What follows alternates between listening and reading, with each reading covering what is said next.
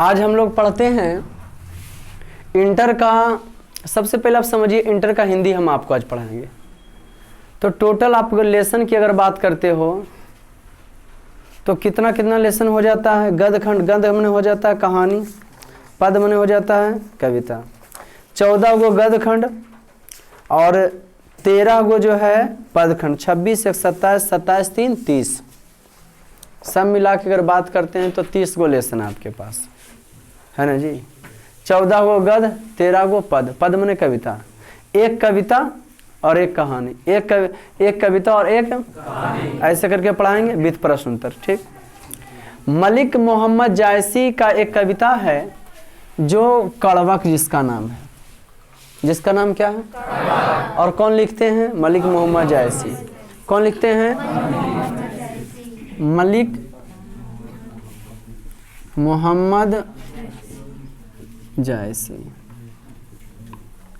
इनकी अगर हम कविता की चर्चा करें तो ये लिखते हैं मलिक मोहम्मद जायसी, और ये क्या लिखते हैं तो कड़वक।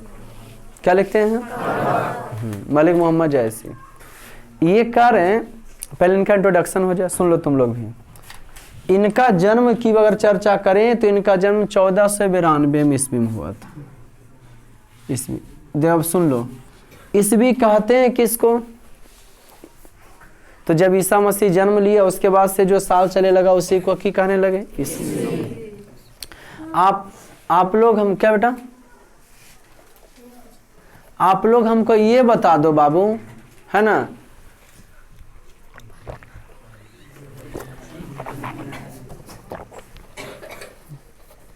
शताब्दी किसको कहते हैं? इतिहास में बीते हुए 100 वर्षों को शताब्दी कहते हैं। इतिहास में बीते हुए 10 वर्षों को दशक कहते हैं। इतिहास में बीते हुए 100 वर्षों को शताब्दी कहते हैं। इतिहास में बीते हुए 10 वर्षों को दशक कहते हैं। कोई दिक्कत? इतिहास में बीते हुए 10 वर्षों को दशक, इतिहास में बीते हुए 100 वर्षों को शताब्दी। अगर बोलते हैं इनका जन्म 1492 में हुआ था, इसका मतलब कौन शताब्दी? 1492 मैंने कोमा चढ़ लिया 15वां, 14 तो पूरे हो ले, तीसरा महीना चल रहा है, महीना 30 दिन का, तो तीसरा पूरा हो गया है, लेकिन तीसरा बोलते हो। तुम लोग कौन शताब्दी में जी रहे हो? 2022, 2099, 2022 के बाद कितना आ जाएगा? 2023 आएगा, नहीं हमसे 99 बोल दिया। तो 2099 तक आपको जो है बूढ़ा बूढ़ी हो जाना है। कितना टपक भी जाएगा, हम तो पहले ही चल जाएंगे। पीछे से तुम लोग आना। बहुत अच्छा। अब बात हम कर रहे हैं, एगो औसी ने था जी, एगो पियक्कड़ को पुलिस धरा कस के, बोला हमरा तो पकड़ लिया, जो दरुआ चुलाता उसको बोल वो भी पकड़ाएगा, अब जो चखनमा बेचता है उसको तो बोल वो भी पकड़ाएगा। तो बोल ठीक है, चलिए सब मिल के वजह चलेगा पार्टिया। चखना वाला भी रहवे करेगा, दारू वाला भी रहेगा। महान लोगों की महानता की कमी नहीं है। तो आज हम लोग एंजॉय करते हैं। हाँ, मलिक मोहम्मद जायसी की कविता जो आपको, प्लीज सुनिएगा, कंसंट्रेट होगा, अवधी भाषा मिलेगा, जो आपको अवधी भाषा में मिलेगा। बड़ा रोचक प्रसंग है, जिसको खड़ा कर दें, जो हम बता रहे हैं, पूछेंगे नहीं बता पाओगे तो फिर पिटैया हो जाएगा आपका। तो ये मलिक मोहम्मद जायसी फोकस किस पर करते हैं? तो क्वांटिटी की बात ज़्यादा करते हैं, गुण की ये बात करते हैं। ये फोकस इनका, पहले इनका इंट्रोडक्शन तो समझिए। कौन शताब्दी में जन्म लिए थे? शताब्दी हटा कि ना है? तुम लोग कौन शताब्दी में जी रहे हो? बूढ़ा बूढ़ी कौन शताब्दी में हो गए? अरे मैंने मारे हरा जाओगे। याद रखना कि जिंदगी भर हमारा गईते रहना 21वीं शताब्दी 21वीं, क्योंकि 2022, 23, 24, 25 ऐसे चलते रहता। और जहना जो है 2100 पूरा हो जाए, 2101 तक कौन चालू हो जाती? 22। अब 22वीं फिर उतना ये 99 तक चलते, 100 वर्ष तक शताब्दी 100 वर्ष का चलता है। तो इनका जन्म हुआ था 1492 माने कौन शताब्दी में? माने कितना साल से पहले? कितना 100? 700, 750, 750 वर्ष पहले हुए थे मलिक मोहम्मद जायसी। अरे तो सोचो, पहले हुए थे, याद अभी भी हम कर रहे हैं। हम आज हैं 100 बरस के बाद याद नहीं किए जाएंगे, एक सिंपल आदमी नहीं याद किया जाता है। लेकिन अगर हम इनकी बात करते हैं, मलिक मोहम्मद जायसी की, है ना जी, तो मलिक मोहम्मद जायसी के लोग याद क्यों करते हैं? इनको तो करना नहीं चाहिए। एक आंख से ये बेचारे अंधे थे। क्या इंट्रोडक्शन में इनका जन्म की बात कर लें, इतना रोचक प्रसंग देखिएगा। 15वीं शताब्दी उत्तरार्ध अनुमानित 1492 में इनका जन्म अनुमानित है, माना गया कि 1492 में हुआ। निधन 1548 से अनुमानित था। लोग मानते कितना मरे थे। निवास जायस में रहे हैं लंबे समय तक। जायस उत्तर प्रदेश पड़ जाता है। और कब्र इनका कहाँ है? अमेठी, है ना। हिंदुओं का क्या होता है जी? चिता होता है ना, है?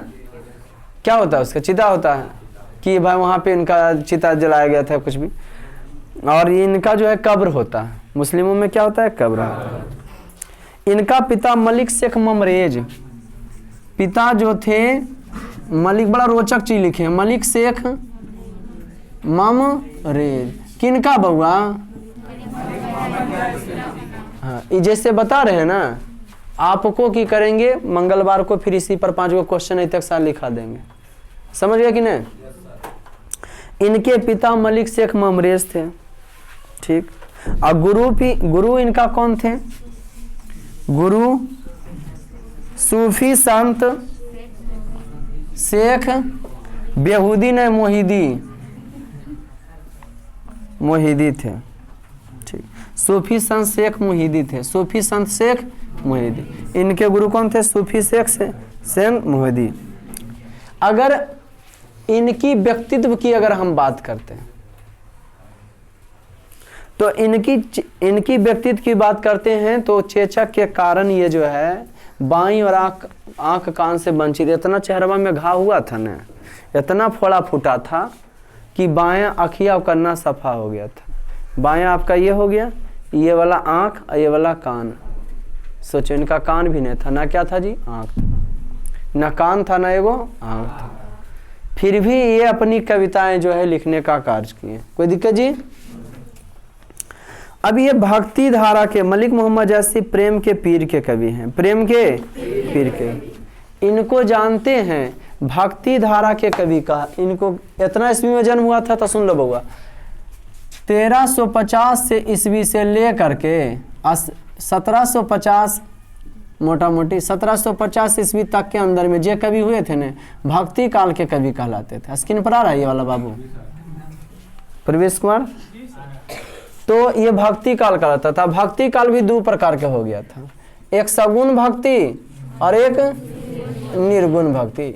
1350 और 1750 के बीच जे कवि हुआ वो कौन कवि हो गया? भक्ति काल। भक्ति काल 1350 से 1750 तो कौन काल जी? भक्ति काल भी कई प्रकार के? अरे यार समझता नहीं। भक्ति काल में भी कई प्रकार के, एक सगुण और एक सगुण। वैसे निर्गुण नहीं आ रहा, वहां से कट रहा है तो ऐसा बोलिए ना, इधर आ जाएगा। देखिए तो आ रहा है। भक्ति काल 2 प्रकार के, एक सगुण और एक उतना मेहनत से हम निर्गुण लिखे थे। सगुण में हो गए कौन? मीरा। कौन हो गए जी? निर्गुण में कौन हो गए?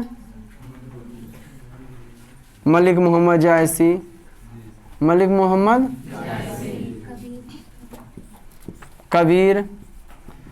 कबीर को नीरू और नीमा नामक जुल्हा पाले थे ना जी। आई बेहुदा दोनों को बेहुदा का दिन ये दोनों के लपेट लिए हैं, हिंदू के भी और ने लपेटने की बात है। सत्य दिखाने की जो है क्या किए हैं? कोशिश की है। सच दिखाने की कोशिश की। इनका बात में दम रहता था, सही रहता था, कोई गलत नहीं बोलता था। मीरा सगुन थी। दोनों के प्रेम में अंतर क्या जानो? एक दरस दीवानी, एक प्रेम दीवानी। एक राधा और एक मीरा, दोनों ने कृष्ण को चाहा। दोनों के प्रेम में अंतर का जानो नहीं जी। एक दरस दीवानी, एक प्रेम दीवानी। तो मीरा जो है क्या करती थी? तो कृष्ण भगवान के उस सगुन थी, कृष्ण भगवान के एकदम पुजारी थी। उनका चेहरा कभी ना सेल्फी व्हाट्सएप वीडियो कॉलिंग हो जाता है अब मीरा की थी कृष्ण भगवान से प्रेम की थी जो कि नहीं थे, और उनसे प्रेम करके उसके बाद की बोली उनका मानना था कि हम भगवाने का हो जाते हैं। किस्सा खत्म। जब आदमी जानते हो, देखो क्या पढ़ेगा ये लड़का लिख रहा है, जब हम लिखाएंगे ये क्या इनकी कहानी झापो कॉपी पहले कॉपी झापो। हम लोग क्या पढ़ रहे थे, क्या बता रहे थे आपको, जब आदमी अनबिलीवल की सीमा को पार कर देता है ना, लोग उसको जब काम करने जिसे पागलपन की सीमा जो रहता है ना पार कर देता है, तभी आदमी विशेष काम कर पाता है। जैसे दशरथ मांझी, सचिन तेंदुलकर, ये सब जो है पागलपन की सीमा को पार किया। नीरज चोपड़ा भाला फेंक में आया, इतना 2-4 सेकंड 20 सेकंड में आदमी टॉपर बन गया। सुनिए इनके पर कहानी क्या बताएंगे, लेकिन उसके पीछे जानते हो लंबा समय का इतिहास होता है। 4 साल 5 से पहले 2-4 सेकंड में का टॉपर जो होता है ना, 4-5 साल 3-4 साल का उसका पीछे उसका मेहनत रहता है। इन्हें कि कल दौड़ है तो ऐसे दौड़ना चालू कर टॉपर है, ऐसा कोई बात नहीं, उसके लिए पीछे से करना। सचिन तेंदुलकर ग्राउंड में पर क्रिकेट नहीं खेलता था, दूब रतिया सूट के खेलता था, समझ गया कि नहीं। क्रिकेट के भगवान कहा जाता है, भारत रत्न से नवाजा गया। गुण की बता रहे हैं आपको। तो ये मीरा जो थी, तो मीरा जो है पागलपन की सीमा को क्या कर चुकी थी, पार कर चुकी थी, बस भगवान की हो गई। लोग इसको पागल कहते थे भगवान, लेकिन हाँ पागल एक लाइन का होना चाहिए। अजय हर लाइनिए में पागल है, खाए में पिए में, जगरा देखा ढेला उठा के मार दे वो सच्चे में पागल है। वैसन पागल को मारिए देना चाहिए, ने आपके लिए बखेड़ा खड़ा कर सकता है, कखने उठा पत्थर मार देगा कोई पता नहीं है। अगर एक लाइन में कोई पागल बनना तो समझो कि सही पार कर जाओगे, सही ट्रैक रहेगा। सब लाइन में पागल नहीं होना है, पढ़ने में भी तेज रहो, लफुआ में भी रहो, ओकरा में बेहुदा दिमाग हैंग कर जाए, कोई एक चीज में रहना है। तो आप पर अब आपके पास तो इतना दिमाग आ गया कि कौन चीज में पागल रहेंगे जिसका सही परिणाम निकलेगा, कौन चीज में पागल रहेंगे जिसका गलत परिणाम निकलेगा, कोई दिक्कत। अब इनकी हम चर्चा करते हैं तो इनका व्यक्तित्व मृदुभाषी, मनस्वी, अस्वभावता अंस्था था। इनकी कृतियां की अगर हम चर्चा करें जो लिखे हैं तो पद्मावत, ये प्रस्तुत पंक्ति जो है इनका कविता पढ़ाएंगे पद्मावत से ही लिया गया है। इनकी रचनाएं जो हैं, रचनाएं किनकी रचनाएं, मलिक मोहम्मद जैसे, पद्मावत, अखरावट,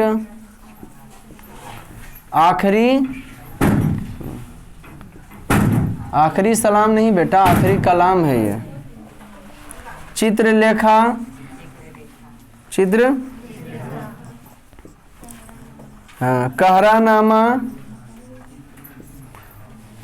आदि बहुत सारी और रचनाएं की हैं। इनकी बहुत सारी रचनाएं हैं, किनकी, पद्मावत, अखरावट, आखिरी कलाम, चित्रलेखा, कहरानामा। किनकी रचनाएं हो गए, किनकी रचना हो गए। ये प्रस्तुत कविता जो पढ़ाएंगे ना आपको तो पद्मावत से लिया है। कौन भाषा में, अवधी भाषा में। गुरु नानक जो है किस काल के कवि हैं, भक्ति काल के। और रस 5 प्रकार से हो गए, कौन रस के हैं, श्रृंगार रस। कौन रस बाबू, श्रृंगार रस। श्रृंगार रस माने सुंदरता का तारीफ किया गया। कौन रस है, भक्ति धारा के श्रृंगार रस के हैं। अब भाषा कौन है, अवधी। पिता का नाम इनका मलिक शेख ममरेज। इनके गुरु कौन थे, संत शेख मोहिदी। गुरु के सूफी संत शेख मोहिदी। ये पद्मावत लिखे हैं, प्रसिद्ध इनकी काव्य ग्रंथ क्या है जी, पद्मावत। अब पद्मावत का थोड़ा सा कहानी सुन लो। बात यहाँ यूं हुआ कि आप लोग रणबीर मैंने सुने हो गए, दीपिका पादुकोण का, रणबीर कपूर, रणबीर सिंह के, रणबीर सिंह का फिल्म आया था जिसमें रणबीर सिंह जो है विलन का रोल करता है ना जी।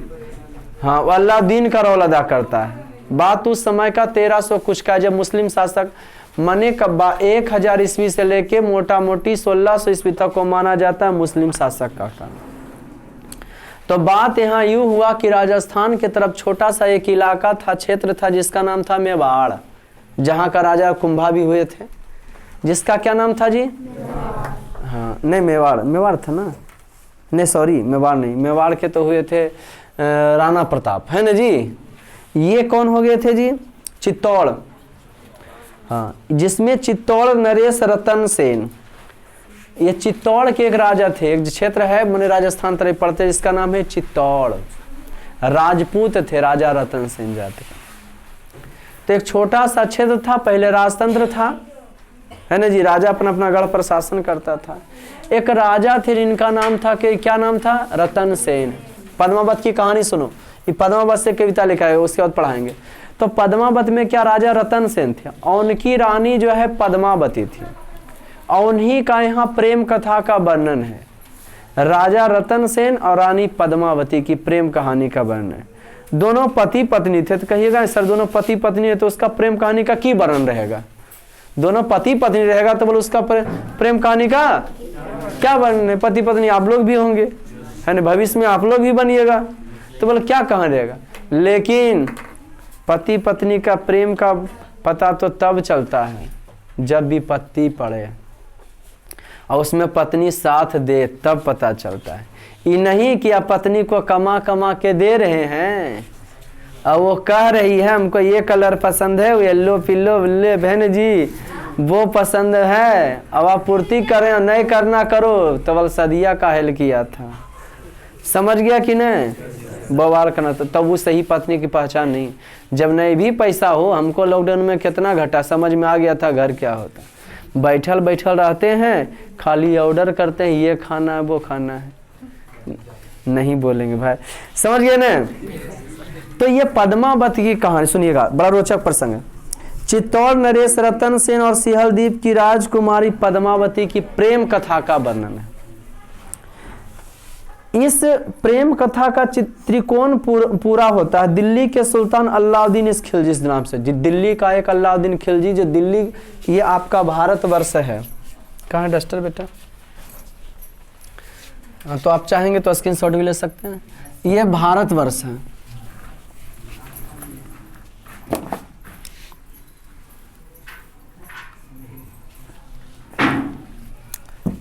अगर किसी को बढ़िया आता है, मेरे नक्शा पर हंसना नहीं, हमसे बढ़िया आपको बनाता है, आके बना दियो।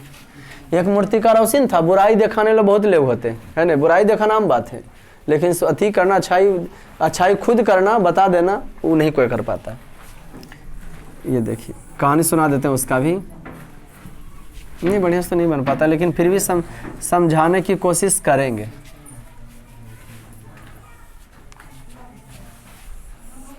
बाय द वे मान लीजिए आपका भारत है, उससे पहले एगो मान लीजिए चित्र बनाए, कोई चित्रकार जो है ना एक व्यक्ति का चित्र बनाया था।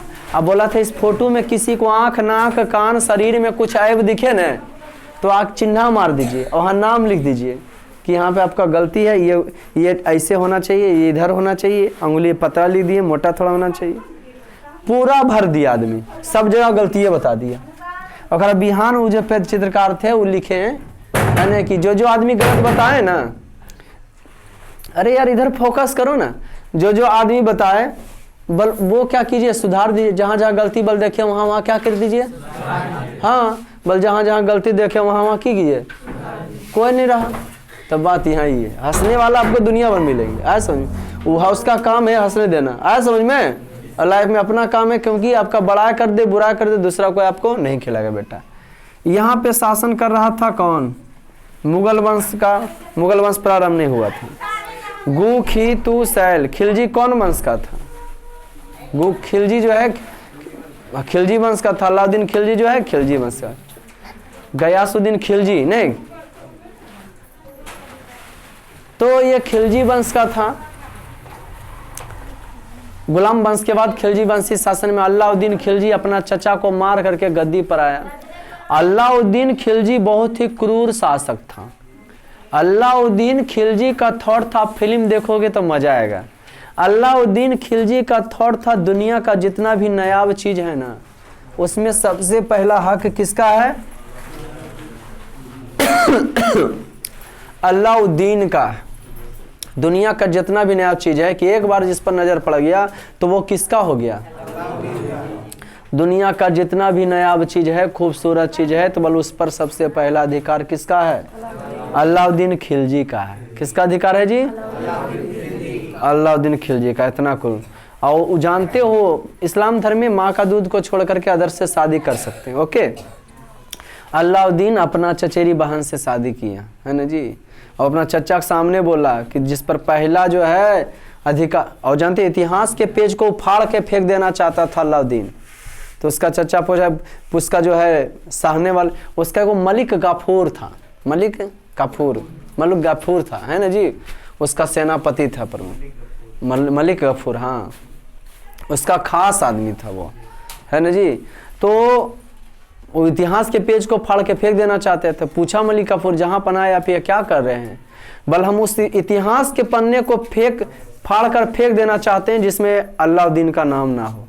वैसे किताब को देखना पसंद नहीं करते जिसमें अलाउद्दीन का नाम ना हो। और सोच लीजिए, कहता था अलाउद्दीन का माने दुनिया में जितनी भी नायाब चीज़ है, जितनी भी खूबसूरत चीज़ है, उस पर किसी का अगर अधिकार है तो सबसे पहला अधिकार अलाउद्दीन का। सोच लिए, पहले इसकी विलन का कहानी सुनिए, कितना खतरनाक है ना। अलाउद्दीन का अधिकार है ना जी। और उसको चचा पूछा कि ऐसा कौन कहता है, तो बोला ऐसा खुद अलाउद्दीन कहता है। थोड़ा देखिए, ठीक उसी प्रकार से यहाँ त्रिकोण प्रेम कहानी है, राजा रतन सेन और उनकी पत्नी। फिल्म जब देखिएगा तो ये जाते हैं सिंहल द्वीप से, वो पद्मावती जो थी, पद्मावती सिंहल द्वीप की राजकुमारी थी। आई इनकी बड़ी प्राणी जो थी, इनकी बड़ी पत्नी जो है कि रतन सेन की, मोती टूट जाता, बोलते सिंहल द्वीप की मोती थी, लाख हमको सच्चा मोती था, लाख हमको आप क्या कीजिए दीजिए।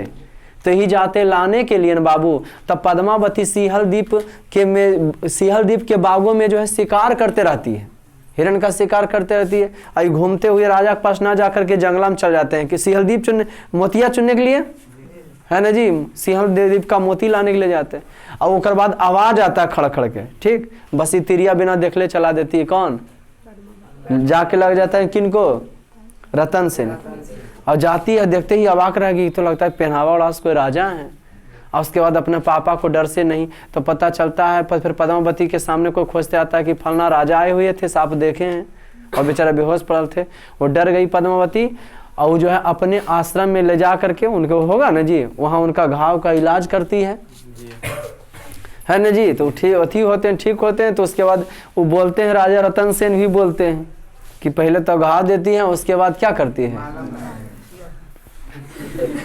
फिर ठीक करती है बाद में, है ना जी। घाव ठीक हो जाता है, ठीक, किनका, रतन सेन का। दोनों प्रेम कहानी सुनो। घाव ठीक हो जाता है वही आश्रम में। उसके रतन सेन कहते हैं अब तो मेरा घाव भर भी गया, हम आपसे वापस नहीं कुछ बोलेंगे, हमको जाने दीजिए। बल देखें आपको घाव को, कहाँ पे घाव था, दिखाए कि देखिए आइए, ठीक है ना। फिर चाकू लिए, फिर चीर दी, बोलिए अभी आप रहिए।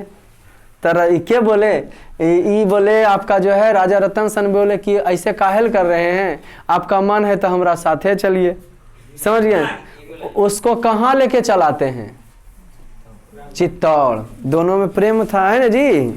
बोला घाव भरा कहाँ भी रहिए ना, पहले तो बोले काहेल घाव देते हैं, चलिए साथे, है ना जी, एगो झेलिए रहे हैं, आपको भी झेल लेंगे, ठीक। तो वही लेके चल जाते हैं के दोनों में प्रेम रहता है। उस पर तो दोनों पति पत्नी में खूब प्रेम था। लेकिन बात यहाँ ये हो गया कि दोनों एक दूसरे को खूब चाह रहे थे, लेकिन पद्मावती अपने पति को चाह रही थी। लेकिन पद्मावती खूब खूबसूरत थी, और उसको कौन चाह लेता है, अलाउद्दीन। उस पर अलाउद्दीन का नजर पड़ता है, और अलाउद्दीन का कथन था कि दुनिया की जितना भी नायाब चीज है उस पर मेरा अधिकार होना चाहिए। अब एगो ही बेचारा चित्तौड़ का छोटा से राजा थे, रतन सेन गढ़ का राजा थे, और वो कहीं अलाउद्दीन खिलजी जो पूरे भारत पर जो है कब्जा जमाना चाह रहा था, दक्षिण भारत को जीतना चाह रहा था, है ना जी, समझ गए ना जी। हाँ, वो संतलत वंश कहलाता है, वो मुगल वंश होता है, वो संतलत है ना। पूरे संतलत पर जो है सबसे जबरदस्त राजा बनना चाहता था, पूरे भारतवर्ष पर कब्जा। लेकिन इसका नजर पड़ जाता है छोटा सा गढ़ चित्तौड़ के राजा रतन सेन की पत्नी पद्मावती पर, और उसको पाने की जिद कर लेता है, उसी का प्रेम कर। अब पद्मावती का कहना है कि जब तक जिंदा हैं, जब तक हम अपने पति का हैं, और उसके बाद मर जाएंगे तभी किसी का हो सकते हैं, मने उसके बाद अन्यथा नहीं। पद्मावती भी जानती है, राजा रतन सेन भी जानते। राजा रतन सेन का अलग थॉट था कि राजपूत वह होता है ना जी, जिसका धड़ जो है सर से अलग हो जाता है, जिसका सर धड़ से अलग हो जाता है ना जी, और लड़ता रहे बल वही राजपूत होता है ना जी। उसका ये कहना था कि हमको फिक्स, हम जानते हैं हार जाएंगे लेकिन लड़ेंगे जरूर अपने अस्तित्व की रक्षा के लिए, लेकिन घुटना टेकेंगे नहीं। खूब जबरदस्त टक्कर देते हैं अलाउद्दीन का, और अंतिम में बंदी बना लेता है उनको। तो उसके बाद क्या कर लेता है, मार देता है।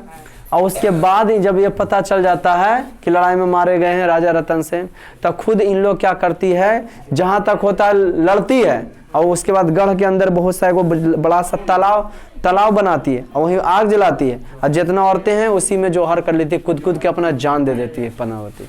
यही पद्मावती की प्रेम कहानी। तो मलिक मोहम्मद के जैसी का की कहना है कि सुंदर वो नहीं है जो सुंदर दिखता है, सुंदर वो है जो सुंदर करता है। Handsome is that handsome Dutch. सुंदर वो है जो सुंदर करता है। ये सुंदर नहीं थे मलिक मोहम्मद जैसी, लेकिन आप लोग मजा लूट रहे हो, है ना जी। इनकी रचनाओं को सुन करके हम उस समय थे 1492, अब हम होंगे, उसके पहले की कहानी है वो। 1300 कुछ की घटना है, अभी 2000 कुछ नहीं जी, 700-800 वर्ष पहले की कहानी है बेटा। समझ गए कि नहीं, कि ऐसा राजा हुए थे, ऐसा घटना हुए थे। मलिक मोहम्मद जैसी ऐसा हुए थे कि बायां आंख नहीं था और बायां कान नहीं था। कोई दिक्कत दोस्त यहाँ तक? बड़ा खूबसूरत। आप इसका वीडियो भी देख सकते हैं, एंजॉय कर सकते हैं घर में, है ना जी, मजा ले सकते हैं। कहानी बढ़ता है आगे। क्या कहानी आगे बढ़ता है? वही अपना ही लिख दिया पद्मावत, काव्य ग्रंथ लिख दिया, उसी पर इन्हीं के काव्य ग्रंथ पर की बना दिया गया, फिल्म बनाया गया। तो मूल रूप से लिखने का मतलब ये है ना, सिंगारस के कवि थे, इनका फोकस था कि मने लाइफ में ना विलन का भी होना बहुत ही जरूरी है। अगर जिंदगी में कितना राजा महाराजा होंगे, कितना पति पत्नी होंगे जो एक दूसरे को बहुत चाहते होंगे, जने जाते होंगे तो साथे जाते होंगे, दोनों पति पत्नी अलग नहीं होना चाहते होंगे, बहुत सारे होंगे, लेकिन कहानी उन्हीं का बना है ना जी। जिसके अंदर, जिसमें क्या घुसा है, विलन, और पति पत्नी अपना सही रूप पर आए कि हम लोग पति पत्नी है तो पति पत्नी रहेंगे, चाहे बीच में कोई भी आ जाए, उसी का कहानी बना है। जैसे पद्मावती में पद्मावती को अपना ना चाह रहा था कौन, अलाउद्दीन खिलजी, चित्तौड़ के रानी पद्मावती को, है ना जी। तो लेकिन वो जो है जौहर कर लेती है। तो यही कहना, इनका कहना है ना कि लाइफ में अगर आपका, इनका सीख क्या देना क्या चाह रहे हैं, तो इनका मानना है मलिक मोहम्मद जैसी का कि लाइफ में एक विलन का भी होना जरूरी है।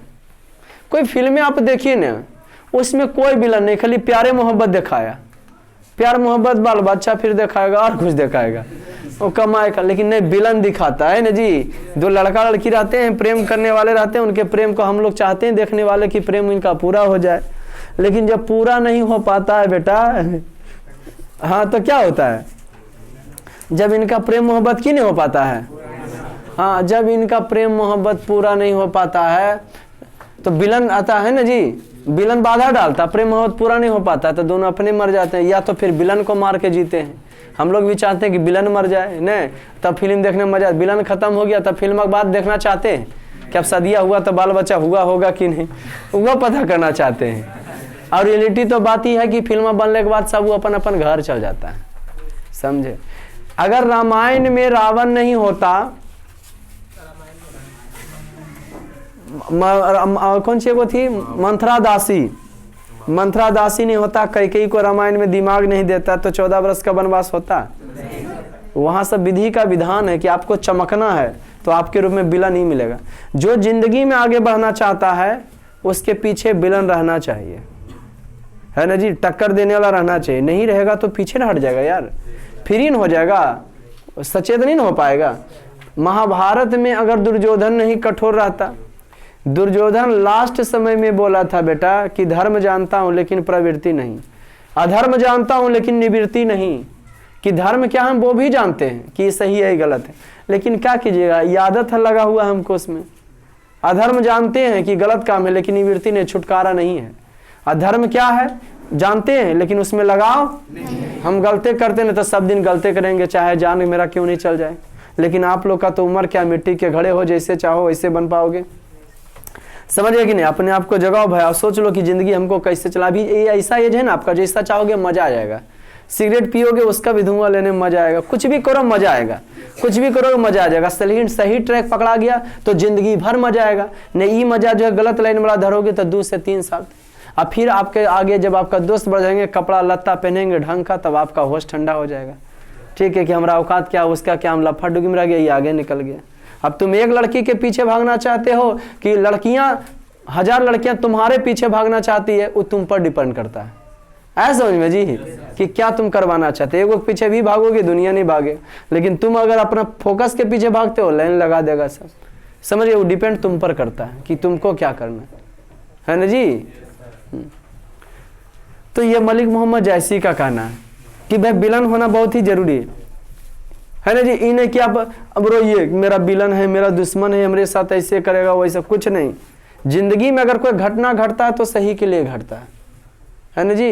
जिंदगी में कोई घटना घटता है तो सही के लिए होता है, आदमी में सुधार लाता है। इतना जानिए कि तत्क्षण दुख होता है, लेकिन भविष्य में आपको जो फायदा देगा वो समय। कोई घटना घट जाता है वो सही, कहीं कुछ गलत नहीं होता, कहीं कुछ गलत होता नहीं है। कहाँ से लिए थे पृथ्वी पर, कहाँ खोए पृथ्वी पर, क्या लेकर साथ जाओगे, कुछ नहीं। क्या लेकर आए थे, कुछ नहीं। फिर काहे रोते हो, 5 कट्ठा खेत अपने नाम लिख दो तुम लोग। तो यहाँ पे इनके चेचक के कारण रूपहीन तथा बाईं आंख और कान से क्या वंचित थे। बड़ा खूबसूरत सा पंक्ति, मजा आया इनके लेसन में। तो ये पद्मावती कड़बक लिखते हैं, ये कहते हैं एक नैन कवि मोहम्मद गुनी। क्लास जाना क्या, 2 मिनट सुन लो। मलिक मोहम्मद कहते हैं एक नैन मोहम्मद कवि गुनी, कहते हैं हम एक आंख वाले थे, हम एक आंख वाले थे हैं, लेकिन फिर भी गुनी, हम में गुण है, क्वांटिटी है। जब आप में गुण, धन दौलत के चलते तुम खर्चा करोगे तो आगे पीछे लगेगा, तेरा पास धन खत्म तो दोस्त खत्म। लेकिन तुम में अगर गुण रहा ने, जैसे हम में अगर गुण है, तुम अभी पढ़ रहा, अगला साल तुम ही हम नहीं रहोगे इस समय में। अभी जो है कितना, कै मार्च है बेटा, 14 मार्च है। अगला बार 14 मार्च के तुम मेरे क्लास में नहीं रहोगे, 14 मार्च के कोई दूसरा बच्चा क्लास में रहेगा। समझ रहे? अगर आप में गुण है ना तो लोग आपको कभी छोड़ेंगे नहीं। और नहीं गुण है आप में तो फिर बाप का धन है तो बाप का धन को खर्चा करते रहिए। जब तक है धन तब तक आपके पीछे आगे पीछे लगे हुआ रहेगा, नहीं है तो फिर जो है हाँ सतुआ सड़ सड़क पे चलेगा। समझ गए? वो कौन सी कहानी का प्लॉट 9 क्लास में पढ़ा था। मुंशी जी अपने भाई दरोगा के जी के साथ ही बैठ के एकदम बढ़िया से बढ़िया इतर गांजा मित्र मिला के पीते थे। और कौन चीज 34 चपातियां 33 बटेर दम का सरवा सुड़कते थे। बहुत भयंकर है कि नहीं कहानी उसका। अरे इधर देखो, तो ठीक उसी प्रकार की कहानी, क्वांटिटी हासिल कीजिए, गुण हासिल कीजिए। गुण कीजिएगा, लोग हमेशा आपको पूजने वाला रहेंगे, लोग आपकी बुराई करें बड़ाई करेंगे, खुद अपने आप को पालो पोसोगे, अपना परिवार को तुम ही देखोगे। इसलिए लोगों की बातों का असर तुम पर पड़ना नहीं चाहिए। जो हो वो तुम ही हो, तुमसे अच्छा कोई दूसरा कोई हो ही नहीं सकता है। तुम बनोगे तो सबसे अलग ही बनोगे। आए समझ में? इन्हें कि फलना जैसा नहीं बन सकते कोई। एक कितना खूबसूरत सा पंक्ति है, बोलिए एक आंख के अंधे थे, कान बीच गया था, लेकिन इनकी रचनाएं सुनते रहने का मन करता है। लगता है क्लास बढ़ाइए सर, है ना। एक नैन कवि मोहम्मद गुनी सोही बिमोहा जेहे कवि सुनी। जो इनकी रचनाओं को सुनता था ना, फिदा हो जाता था। वाह क्या लिखे, सुभान अल्लाह, माशा अल्लाह। बिस्मिल्लाह खां को जब भी उनकी आवाज सहनाई को सुनकर को कहता था सुभान अल्लाह, माशा अल्लाह, तो उस पर बिस्मिल्लाह का कहते थे अल्हम्दुलिल्लाह अल्हम्दुलिल्लाह, कि हम जो है ना अल्लाह ताला की दुआ से। ये होता है ना एक अच्छे इंसान, एक अच्छे गुण वाले। बिरजू महाराज पाकिस्तान में कोई प्रोग्राम कर रहे थे, कथक नृत्य का डांस थे, है ना जी। डांस कर रहे थे, तक तक थे दिग दिग दिन था धन धन धा, ऐसे होता है ना कोई जी। हॉलवा में कोई खातून करके, है ना जी, इस्लामिक लड़की खड़ा होके बोली सुभान अल्लाह माशा अल्लाह, है ना जी। समझ गए, है ना जी, सुभान अल्लाह माशा अल्लाह। एक तो नया डायलॉग सुन रहे थे जी, सुभान अल्लाह माशा अल्लाह। इतनी बड़ी सिगरेट कौन पीती, हमारे सऊदी अरब में होती तो 4-5 गो मिल के पीती। तब बोले तो स्टप्पा बोलता है काना दलाल, है ना जी, ये सिगरेट नहीं ये चिमनी है। तो कहता है फिर हबीज का बच्चा, मेरा नाम काना दलाल नहीं है, चिमनिया को सिगरेट समझ। तब इतना बड़ा सिगरेट कौन पीती, उसको हिंदी बोलना नहीं ना आता, सऊदी अरब जरा भाषा बोलेगा। तो हम चर्चा कर रहे थे किसका, कहाँ थे पॉइंट, मलिक मोहम्मद जैसी की रचना है। एक नैन कवि मोहम्मद गुनी सोही बीमा जे कवि, जो इनकी रचनाओं को सुन लेता था वो की हो जाता था। चांद जैसे जग विधि उतारा, एक हम चंद्रमा जैसन है। दिन कलंक किन उजियारा, कि चंद्रमा में देखिए कलंक है। और हम सब ज्योग्राफी पढ़े हैं, चंद्रमा में कोई कलंक फलंक नहीं। सब कौन चीज है वो नहीं बताया तुम लोग? गड्ढा उड्डा बेहुदा उल्का पिंड पर गिरते रहता है मंगल पर से, है ना जी। चांद जैसे जग बितौरा, दिन कलंक किन उजियारा, भला उसी समझ लिए हमको भी कि चंद्रमा जिससे उजाला देता है ना, शीतलता देता है, तो हमारा आँख ने फिर भी हम लोगों को रास्ता दिखाने का कार्य करते हैं। तो क्या कहते हैं, आज क्लास से नहीं रहने दें? मिलते हैं फिर नेक्स्ट क्लास में, नेक्स्ट वीडियो में। तब तक के लिए जय हिंद, फिर मिलते हैं नेक्स्ट वीडियो में।